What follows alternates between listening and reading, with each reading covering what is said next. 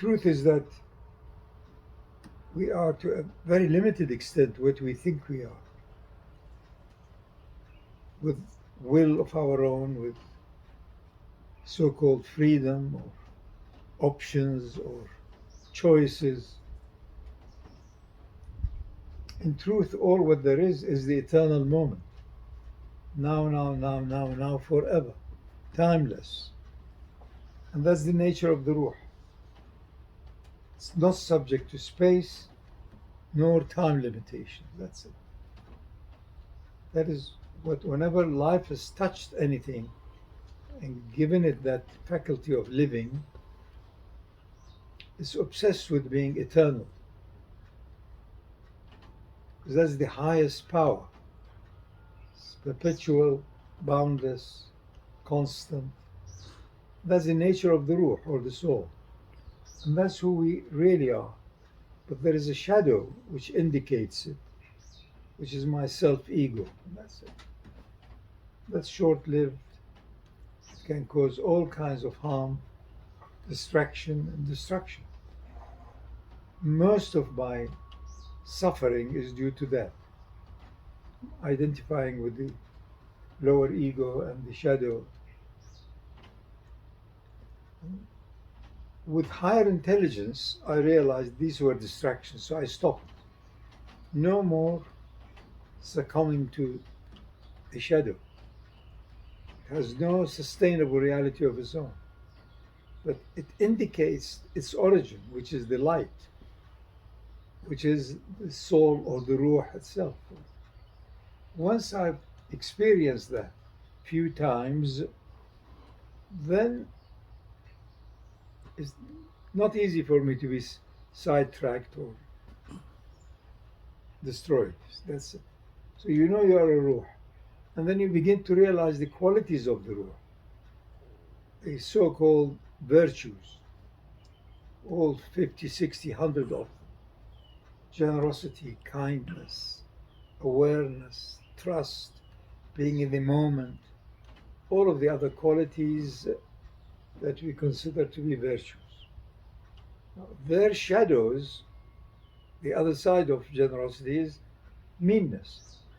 Meanness is the attribute of the lower self, or self-ego. And it starts with that. Little child starts with the shadows. Same thing, I start with the illusion of who am I. Shadow, the nafs. Then moves on to realize that the nafs is only the lowest worldly manifestation of the heavenly reality of the Ruh. So in a way, it will lead me to its origin, which is the Ruh, unless I have low intelligence. So the whole story is based on intelligence, the rise of intelligence. And that is evolution. It rose back to its origin, which is the eternal present.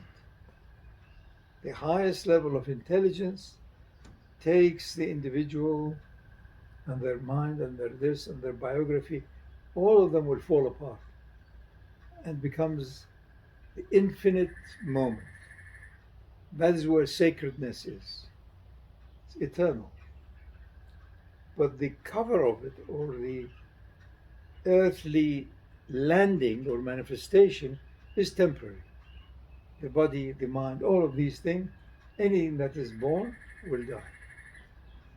But the Ruh is neither born nor dies.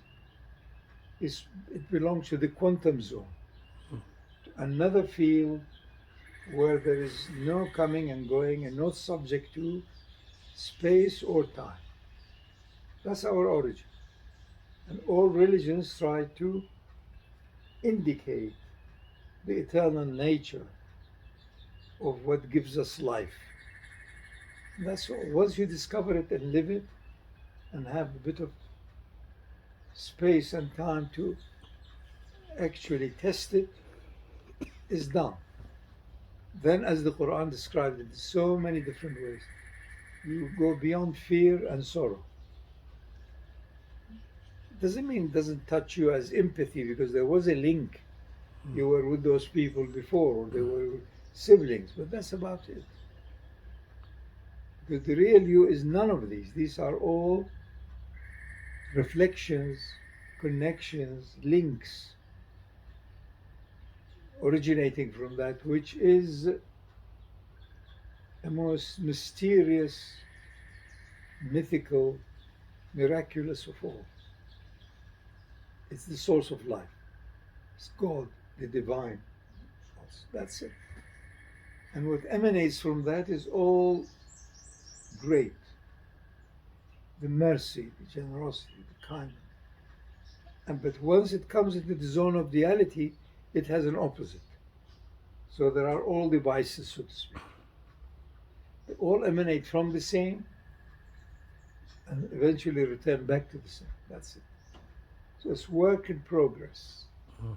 If you allow it to move properly, you begin with fear, anxiety, all me, and you end up towards it, he. That's it. Who. So it is done a cycle from the infinite via the finite back to the infinite. That's what the real is, ever present, eternal, boundless. That's it. Thank you, Shaykh.